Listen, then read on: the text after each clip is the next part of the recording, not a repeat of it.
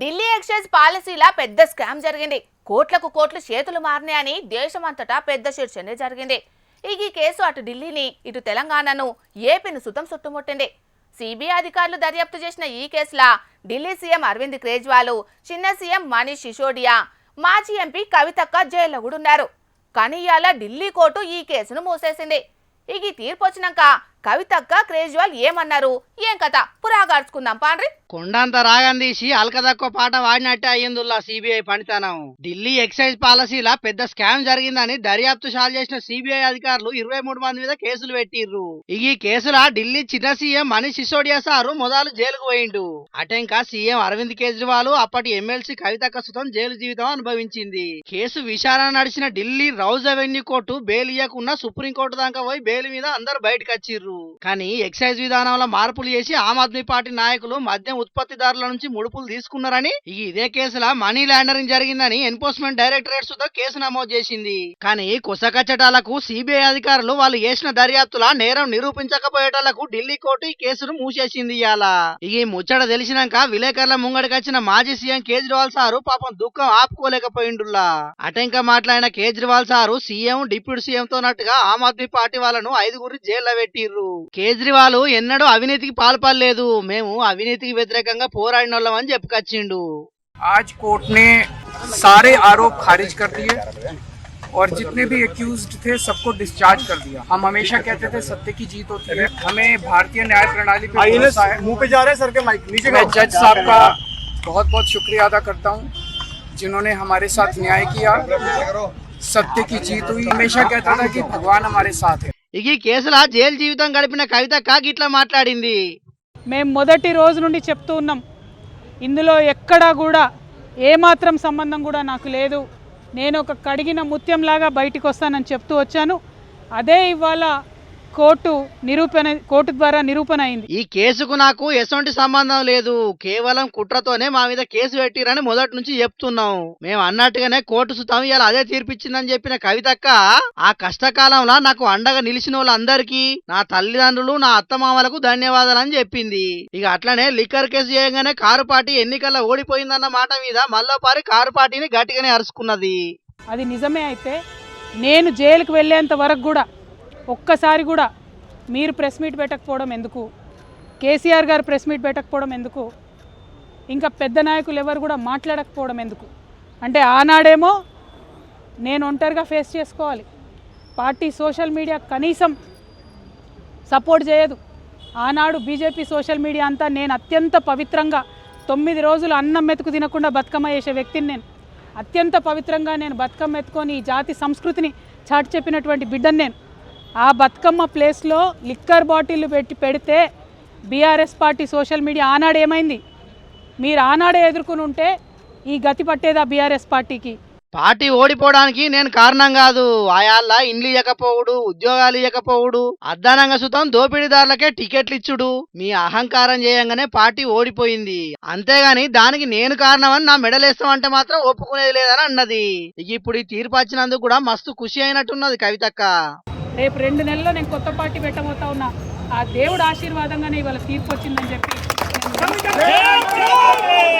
మొత్తానికైతే కొత్త పార్టీ పెట్టబోయే ముందు కవితక్కకు మంచి బూస్టింగ్ ఇచ్చే తీర్పు వచ్చింది కాబట్టి కవితక్క చెప్పినట్టు రేపట్ల ఇంకెంత ధైర్యంగా కొట్లాడుతుందో చూడాలి. మరి నన్నే దాటేసి పోతాడా అని అమెరికా పేపర్ ట్రంప్ సారు ఎంత కుళ్ళుకుంటున్నాడో నోలా. వాళ్ళ లీడరు దేశాన్ని ఏలే రోజు కోసం ఎదురు చూస్తున్న ఎగస్పాటోళ్ళు ఎంత నారాజు అవుతున్నారో నోలా. మరి అట్లా పెరుగుతుంది ప్రధాని మోడీ సారు పతారా రోజుకు. ఓ పక్క ఇజ్రాయెల్ టూర్లో బిజీగా ఉంటుండగానే ప్రపంచంలోనే షిట్ట షీమంట లీడర్గా ఏ లీడర్కి కూడా సాధ్యం కాని ఒక రికార్డు కొట్టిండు మోడీ సారు. చూడండి మరి ఆ ముచ్చటేందో పురాగా. ఆన్లైన్ అయినా ఆఫ్లైన్ అయినా మోడీ సారి దిగినంత వరకే. ఒక్కసారి సారు దిగిందా ఆట 1 సైడ్ కావాల్సిందే. అయ్యో ఒట్టిగా చెప్తలేనోళ్ళు 2014 నుంచి చూస్తూనే ఉన్నాం కదా. రాజకీయాలైనా సోషల్ మీడియా అయినా మోడీ సార్ స్ట్రైక్ రేట్ ఎట్లున్నదో. ఇప్పుడు ఇన్స్టాగ్రామ్ లో సార్ ఫాలోవర్లు 100 మిలియన్లు అంటే 10 కోట్లకు చేరికైనా దునియా మొత్తంలోనే ఇన్స్టాగ్రామ్ రారాజేండోళ్ళు మన మోడీ సారు. అంటే దునియాలనే గంతగన ఫాలోవర్లను ఒకే ఒక్క రాజకీయ నేతగా రికార్డు కొట్టిండన్నట్టు. ఇన్స్టాగ్రామ్ లో సారు ఒక పోస్ట్ పెట్టుడాల్సాం 10 లక్షలకు మంది పక్కా కొడుతున్నారట లైకులు. అంటే ఆ రేంజ్లున్నది మరి మోడీ సార్ మ్యాజిక్. చిట్టసీమంట ప్రధాని పదవిలో కూసున్నాక ఇన్స్టాలో అకౌంట్ తీసిండు ప్రధాని సారు. ఆకా నుంచి దేశాలకు సారు చేసిన టూర్లు, పరాయి గడ్డ మీద సారు మాట్లాడిన స్పీచ్లు, కామన్ మ్యాన్ తోటి సారు పెట్టిన ముచ్చట్లు, మన దేశ సంస్కృతికి సంబంధించిన ఈడియోలు, ఇట్లా తీరు ఈడియోలు పెట్టి ఎన్కటోళ్ళనే కాకుండా ఇప్పటి జెన్జీని సుతం అయస్కాంతం కదా గుంజినట్టే గుంజిండు తన ఇన్స్టాగ్రామ్ అకౌంట్ కు. ఏమైనా యూత్ నాడి మాత్రం బరాబర్ పట్టిండు పోండ్రి సారు. అందుకే సీట్ ఎక్కిన తొలుత 10 ఏళ్లనే పొట్టు పెరిగిండ్రు ఫాలోవర్లు. అది ఇప్పుడు 10 కోట్లకు దాకి దునియాల ఏ లీడర్ సుతం అందుకోనంత ఎత్తులో కూసున్నాడు. మోడీ సారు ఫాలోవర్ల నెంబర్ కు దగ్గర పట్ల ఏ కొమ్ములు తిరిగిన లీడర్ కూడా లేడు మళ్ళా. అట్లా చూస్తే దునియాలనే తొలి 5 పెద్ద లీడర్లందరి ఫాలోవర్లను కలిపినా మన మోడీ సార్కి సరి సమానంగా కూడా లేరు. మనది మంగళవారం మందిది సోమవారం అన్నట్టు చేసే ట్రంప్ సార్కైతే నిండా 5 కోట్ల మంది కూడా ఫాలో అయితలేరట ఇన్స్టాగ్రామ్ లా. కానీ మోడీ సారు ఫాలోవర్లు 10 కోట్లకు చేరికైనరన్న ముచ్చట గిట్ల తెలితే ఓర్వలేక మళ్ళా సుంకాలు పెంచుతా అంటాడేమో మన దేశం మీద. ఆసంటోడే మరి తింగరి ట్రంప్ సారు. మొత్తానికైతే రాజకీయాలే కాదు సోషల్ మీడియాలో సుతం అస్సలు తగ్గేదే లేదంటున్నాడు పోండ్రి మన మోడీ సారు. తమిళనాడు రాష్ట్రంలో అసెంబ్లీ ఎన్నికలు దగ్గర పడుతున్న కొద్దీ రాజకీయాలు రోజుకో తీరు మలుపులు తిరుగుతున్నాయి. ఎన్నో ఏళ్ల సంధి డిఎంకే అన్నా డిఎంకే పార్టీలు డి అంటే డి అన్నట్లు తలబడుతున్నాయి. ఈపారి తలపతి విజయ్ కూడా ఎన్నికల బరిలో నిలిచేటాలకు అందరు చూపు తమిళనాడు మీదనే పడ్డదంటే ఇవాళ మాజీ సీఎం పన్నీర్ సెల్వం సార్ తీసుకున్న నిర్ణయం ప్రత్యర్థి పార్టీలకు షాక్ ఇచ్చినట్టే అయ్యింది. మరి ఆ ముచ్చటేందో ఊపురా గార్చుకుందాం పాండ్రోలా. మాజీ సీఎం జయలలితకు నమ్మిన బంటు అన్నా డిఎంకే పార్టీ తరపున మొత్తం 3 మాట్ల తమిళనాడు ముఖ్యమంత్రిగా పనిచేసిన పన్నీర్ సెల్వం సారు ఇవాళ పొద్దటీలి సీఎం స్టాలిన్ సమక్షంలో డిఎంకే పార్టీలో చేరిండు. జయలలిత ఉన్నప్పుడు పన్నీర్ సెల్వంకు తిరుగు లేకుండే. కానీ జయమ్మ జీవిడ్చినాక పార్టీల పెద్దగా మద్దతు దొరకలేదు. పోయిన పారి పళనిస్వామి ముఖ్యమంత్రిగా పనిచేసేటాలకు పన్నీర్ సెల్వం పతార పలసబడ్డది. ఆఖరుకు ఆయనను 2022లో అన్నా డిఎంకే పార్టీకిచ్చి బహిష్కరించే కాడికొచ్చింది. ఇక ఇన్ని దినాలు సప్పుజేకనే ఉన్న పన్నీర్ సెల్వం సారు ఆయన కొడుకు మాజీ ఎంపీ రవీంద్రనాథ్, ఎమ్మెల్యే అయ్యప్పన్తోని కలిసి ఎన్నికలకు ముంగట అధికారంలోన్న డిఎంకే పార్టీలో చేరిండు. పార్టీల జేరుడుతోటే ఆయనకు మల్లోపారి పోటీ చేసే అవకాశం కూడా ఇచ్చిందట స్టాలిన్ సారు. తేని జిల్లాలున్న బోడి నాయక్నూర్ నియోజకవర్గం నుంచే పోయిన పారి ఎన్నికల్లా ఎమ్మెల్యేగా గెలిచిండు పన్నీర్ సెల్వం సారు. ఇక ఈ పారి కూడా అదే నియోజకవర్గం నుంచి పోటీ చేస్తాడని అంటున్నారు అధికార పార్టీ లీడర్లు. వారం కింద పన్నీర్ సెల్వం సారు స్టాలిన్ తోటి కలిసినప్పుడే డిఎంకే పాలన గొప్పగున్నదని తారీఫ్ చేసిండు. మల్లోపారి కూడా డిఎంకే సర్కారే ఏలుబడ్లకొస్తదని అన్నాడు. ఇక ఈ మాటలతోని డిఎంకే పార్టీలో చేరతాడని అప్పుడే అందరు అనుకున్నారు. అనుకున్నట్టుగానే ఇవాళ షేరికైండు. అటెంక మాట్లాడిన పన్నీర్ సెల్వం సారు డిఎంకేను తల్లి లాంటి పార్టీ అని చెప్పుకొచ్చిండు. స్టాలిన్ 5 ఏళ్లలో చేసిన అభివృద్ధిని చూసి దేశమంతా ఆశ్చర్యపోయింది. అందుకే ఆయన నాయకత్వంలో పనిచేయాలని నిర్ణయం తీసుకున్నానని అన్నాడు. చూడాలి మరి ఎన్నికల నాటికి తమిళ రాజకీయాలు ఇంకెంత రంజుగా మారుతాయో, తమిళ తంబీలు ఎవల్ని గెలిపించి అధికారం కట్టబెడతారోననేది. పబ్లిక్ ఇప్పుడు మా రాముల తాత చెయ్యాలి కదా, మరి పెద్ద మనిషి వార్త తీసుకొచ్చిండో లేదో అడుచుకుందాం పాండ్రి. ఓ తాత ఏం చేస్తున్నావే? అక్కంటే అక్కర కల్వకుంట్ల కవితక్క, అక్కంటే అక్కర కల్వకుంట్ల కవితక్క, దమ్మున్న అక్కర కల్వకుంట్ల కవితక్క, దమ్మున్న అక్కర కల్వకుంట్ల కవితక్క. ఎవడెన్ని కుట్రలు చేసినా, ఎవడెన్ని పిలాలు లేచినా, ధైర్యంతో నిలబడ్డా నల్ల మల్ల పులిబిడ్డ, ధైర్యంతో నిలబడ్డా నల్ల మల్ల పులిబిడ్డ. అక్కంటే అక్కర కల్వకుంట్ల కవితక్క, అక్కంటే అక్కర కల్వకుంట్ల కవితక్క. ఓ నీ కవితక్క పాటలు చల్లగుండా ముసలోడా. నిన్న మొన్నటి దాకా అయ్యను ఎదురిస్తుందా, మానభావను మాటలంటదా అని కవితక్క మీద సిరుబురులాడి ఇయ్యాలనేమో కవితక్కను పొగుడుతున్నవేందే పెద్ద మనిషి? నువ్వు అసలు ఆ వార్తలు చదివే కొలువు ఎత్త చేస్తానవో ఏమోనే ఎండ్రికిచ్చమ్మో కందానా. సప్పుడేక ఇంటికి రావే, ఆ పరిగ పత్తులన్న ఏరబోదు. ఆ శివన్ గాడు దిక్కు లేక నిన్ను మసిబూసి మామిడికాయ చేసినట్టు వార్తలు చదవరాకుండా ఆడ కూర్చుండే పెట్టి చదివిపిస్తాడు కాబట్టి బతికిపోయినావు. కానీ లేకుంటే ఉప్పుకు జల్లకపోదు నీ లేకిడి మొక్కలే చెప్పు. ఏయ్ తిక్క తిక్కగా ఉన్నదా ముసలడా? ముచ్చటేందో చెప్పమంటే తోకదొక్కిన పాము కదా ముసలు కొట్టినట్టు కొట్టబడుతుంది. మరి లేకపోతే ఏందా? ఇన్నొద్దుల సంది మంది అందరూ మా కవితక్కని ఎన్నెన్ని మాటలు అన్నారో నువ్వు ఇనలేదా? నీకు తెలియదా? ఏమో మళ్ళీ ఏది అని ఎగిరిస్తాను. ఇక అయ్యా కేసీఆర్ సార్ ముఖ్యమంత్రిగా ఉన్నాడు కాబట్టి అయ్యకును అన్నకు తెలియకుండా కవితక్క లిక్కర్ దందాలు బాగానే చేసినట్టున్నది. ఆమెకు భయం ఏమున్నది, ఎదురేమున్నది అనే ధైర్యంతో ఇటువంటి దందాలకు తెగబడ్డది అని మందందరూ మాట్లాడుకున్నారా లేదురా? కానీ ఇప్పుడు మా కవితక్క కడిగిన ముత్యం లెక్క, మచ్చలేని చంద్రుని లెక్క ఆ లిక్కర్ క్యాముల నుంచి బయటపడ్డది. నిర్దోషాన్ని బయటకు వచ్చింది అంచనా. గా ముచ్చడు కదా దీనికి. ఓహో, ఆ ముచ్చటి తెలుసా? తమరు సంగడి బింగడ ఎగురుతున్నది. కవితకు ఒక్కతే కాదే తాత, ఇంకా 22 మంది కూడా లిక్కర్ కేసుకు ఎసొంటి సంబంధం లేదని Rouse Avenue court clean chit ఇచ్చిందే. అప్పుడు మంది అందరూ మనిషికో తీరు మాట్లాడలేదురా లస్కులు. ఇక ముఖ్యమంత్రిగా కేసీఆర్ సార్ ఉన్నాడు కాబట్టి బిడ్డ కవితక్కను లఘు అన్నది కాబట్టి ఆమె లిక్కర్ దందాలకు తెగబడ్డది అని అన్నారు. ఇటు అయ్యా కేసీఆర్ సారు అన్న కేటీఆర్ సారు కాళేశ్వరం మీద పడి ఆ ధనాన్ని అంతా దోసుకొని తింటే కవితక్కేమో ఇటు లిక్కర్ దందాల పడి దేశాన్ని దోసుకొని తిన్నదన్న పేరు బదనం చేతులు. కానీ ఇవాళ రోజున ఆమె నిర్దోషిగా బయటకు వస్తే ఒక్కొక్కడు తల దించుకుంటాను. సరే, ఇప్పుడు కవితక్క నిర్దోషాన్ని తేలిన ముచ్చట మంచిగానే ఉన్నది గాని మీరు కార్పాటి కండవలేసుకొని కవితక్కకు జై అని ఎందుకు ఎగురుతున్నారే? ఇప్పుడు కవితక్క కార్పాటి మనిషి కాదుగా. అరే ఈ లిక్కర్ కేసులో మా కవితక్క జైలుకు పోవుడు చేయవచ్చి ఆ లిక్కర్ కంపు మా కారు పార్టీకి కూడా అంటుకొని మా కారు పార్టీ మొన్న జరిగిన ఎలస్కెళ్ళ తుక్కు ఓడిపోయిందా లేదా? ఇప్పుడు కవితక్క నిర్దోషాన్ని బయటకు వచ్చింది కాబట్టి ఇప్పుడు మా కారు పార్టీ కూడా సొక్కం పార్టీ అని జనాలు అందరూ తెలుసుకుంటారు కదా, అందుకే ఈ సంబరం.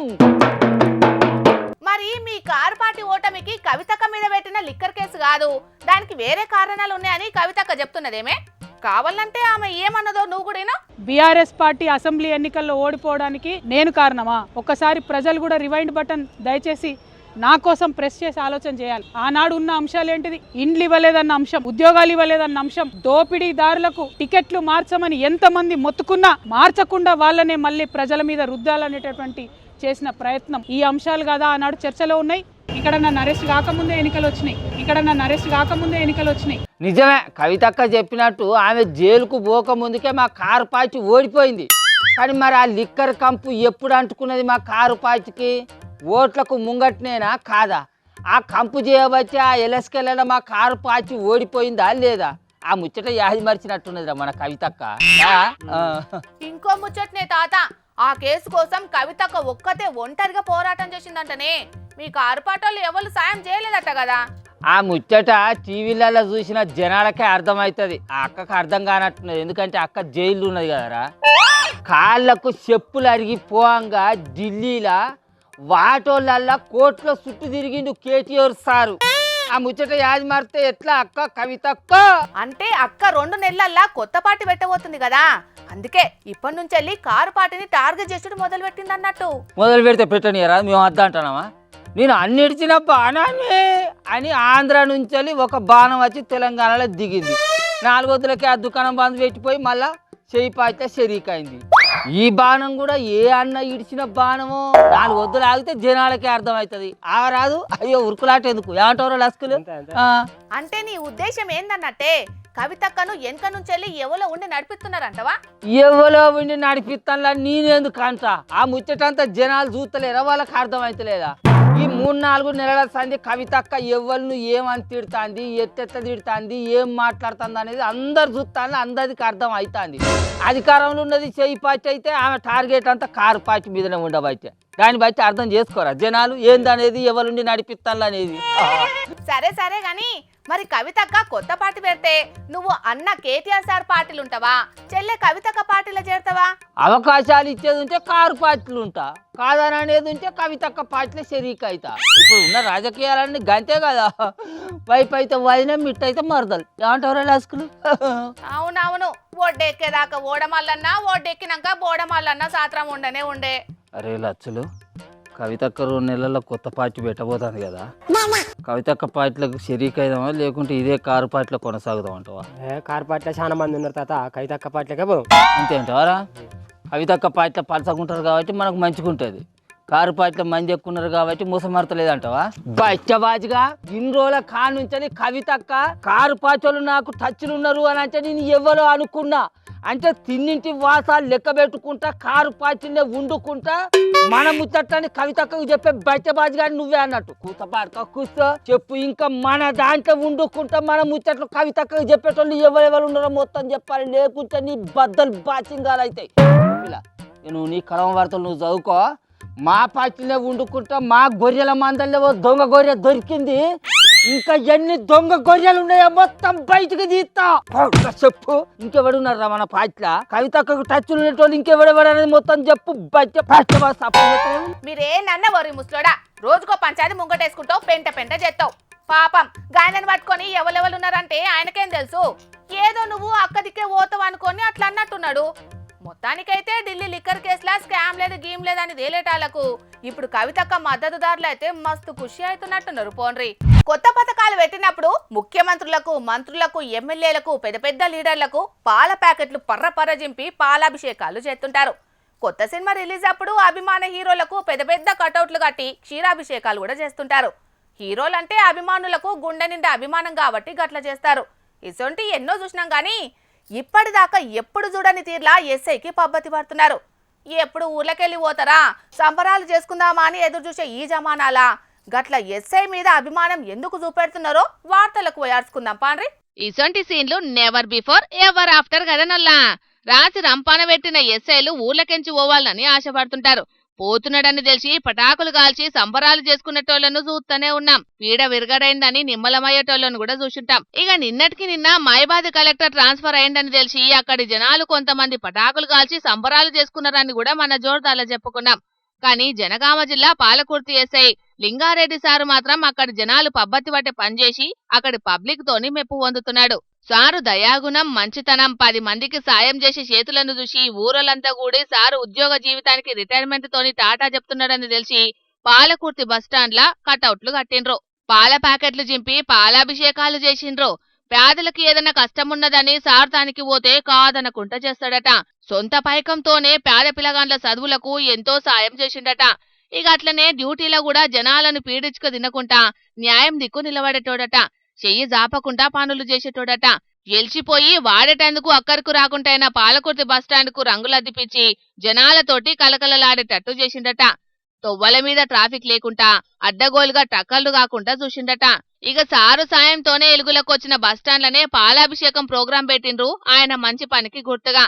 ఇట్లా సారు రుణం తీసుకున్నారన్నట్టు ఊరోళ్ళు. 1992 నుంచి ఇప్పటిదాకా కానిస్టేబుల్ నుంచి ఎస్ఐ దాకా 42 ఏండ్లు చేసిన సేవలను మర్చిపోలేమనుకుంటారు అందివాడుతున్నారు.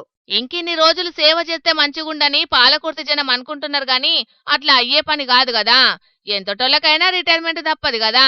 జనాలకు సేవ చేసే కొలువులకెంచి జనాలను ఏలుకునే పదవిలో అడుగుపెట్టి సెకండ్ ఇన్నింగ్స్ చాలు చేయాలని ఒక్క తిరగడగబట్టిండ్రు పాలకుర్తి జనాలు. అల్లమెల్లిగడ్డ పేస్ట్లా ఏమేముంటాయోల్లా అగో పేర్లనే ఉన్నాయి. గా రెండింటిని సమపాలల్లో మిక్సీలేసి రుబ్బితే అల్లమెల్లిగడ్డ పేస్ట్ వస్తుంది అని అంటారు. గంతే కదా. మరి చాయ్ పత్తి ఎట్లా తయారవుతుందంటే మెడకాయ మీద తలకే ఉన్నోళ్ళు ఇవ్వలైనా ఆకులతోటే అని అంటారు. ఆకులను ఎండబెట్టి దంచి నిల్వ చేస్తే చాయ్ పత్తి తయారవుతుంది. పాలలేసి మరగబెడితే చాయ్ అవుతుంది. పొద్దుమాపు మంచిగా జరుగుతాం.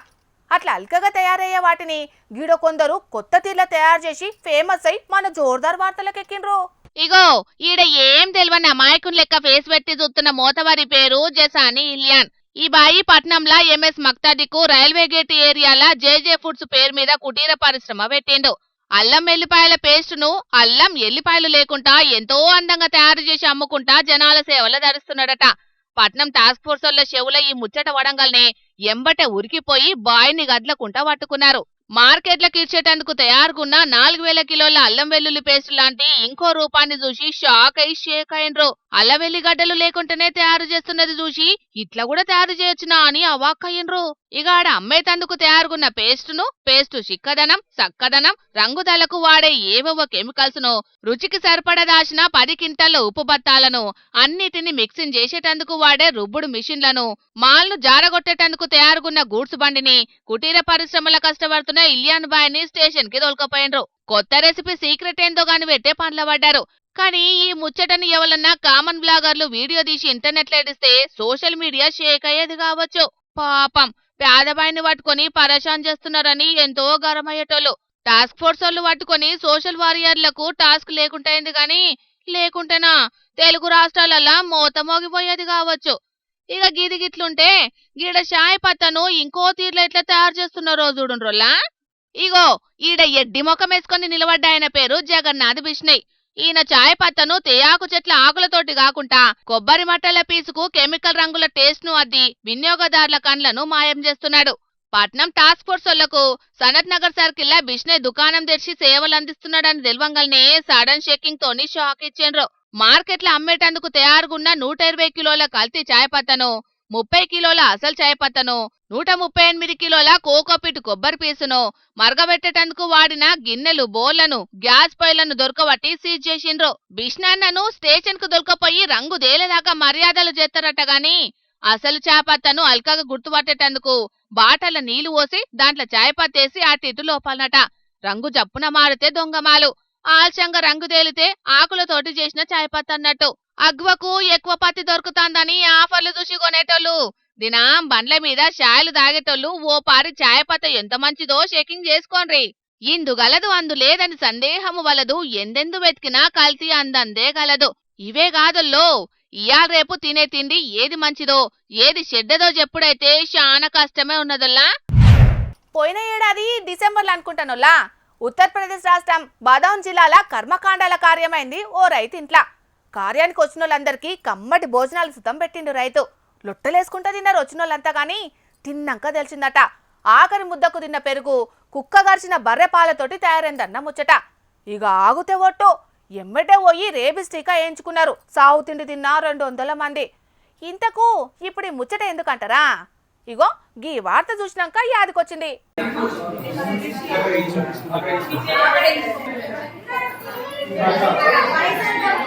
అచ్చం ఉత్తరప్రదేశ్ రాష్ట్రం బౌదాన్ జిల్లాలో అయినట్టే అయిందుల్లా. జగిత్యాల జిల్లా మెట్పల్లి మండలం వేంపేట ఊళ్ళే సుతం. కాకపోతే ఆడ కుక్క గరిచిన బర్రె పాలతోటి తయారు చేసిన పెరుగు తిన్నారు. ఈడనేమో కుక్క గరిచిన బర్రె పాలు తాగిండ్రు. ఇగో గీ అమ్మలక్కలంతా ఆ కుక్క గరిచిన బర్రె పాలు తాగినోళ్లే. ముచ్చట తెలుసుడు ఆలస్యం ఎంబటే సర్కార్ దవాఖానకు పోయి టీకాలు వేయించుకున్నారు. అందరికందరు పాలమ్మే పాడి రైతు బర్రెనట. అది కుక్క గరిచినాక బర్రెకు రెబీస్ రోగం లక్షణాలు కనబడి 4 దినాలకే జీవిడిచిందట బర్రె. అప్పటిదాకా దాని పాలే తాగిండ్రట రైతు వీళ్ళందరూ కూడా. ఇంకా వివరంగా గీ అవ్వ చెప్తుంది నుండ్రి ముచ్చట. కుక్క కరిసిందని డాక్టర్ చెప్పిండు. అది కరిసిందా కరలేదా మాకు తెలియదు. మేమైతే అది పాలు పోసింది మేము తాగినాం. తాగిన దానికి డాక్టర్ చెప్పిన దానికి మేము మంచి రేపించుకుంటున్నాం. రోగ లక్షణాలను బట్టి డాక్టర్ చెప్పిండట బర్రెను కుక్క గరిచిన ముచ్చట. రెబీస్ టీకా వేయించుకోవాలని డాక్టర్లు చెప్పేటాలకు దవాఖానకచ్చి సూదులు వేయించుకున్నామని అంటున్నది. ఈ రెబీస్ టీకాలు పాలు తాగిన 100 మంది దాకా వేయించుకున్నారట నుల్లా దవాఖాన్లా. ఇప్పటికైతే అందరు మంచిగానే ఉన్నారు గాని ఊళ్ళే భయంగా ఉన్నదట నుల్లా ఆ పరిస్థితి. వేంపేటూరోళ్ళైతే అందరు మంచిగా ఉండాలని కోరుకుందాం. చూస్తాండ్రు కదా పబ్లిక్, ఇసొంటి అశ్రద్ధ చెయ్యొద్దు జరా. ఏమంటున్నాం సరేనా? ఇక తెచ్చిన వార్తలన్నీ అయిపోయినాయి. ఈ ఊళ్ళ ఇయాల్టి జోర్దార్ వార్తలు. మళ్ళొచ్చే జోర్దార్లో మళ్ళా కలుద్దాం. అప్పటిదాకా చూస్తూనే ఉండండి హెచ్ఎం టీవీ. అట్లనే ఇంకిన్ని మంచి మంచి వార్తల కోసం హెచ్ఎం టీవీ యూట్యూబ్ ఛానల్ని సబ్స్క్రైబ్ చేసుకోండి. ఇలాంటి ముచ్చట్లు ఆడ మస్తుగుంటాయి. అన్ని ముచ్చట్లు మీ దాకా చేరాలంటే తప్పకుండా గంట కొట్టుండ్రి, లైక్ చేయండి. ఈ ముచ్చటను మీ దోస్తులకి షేర్ చేయండి. ఏమంటున్నాం? సరే మరి, టాటా.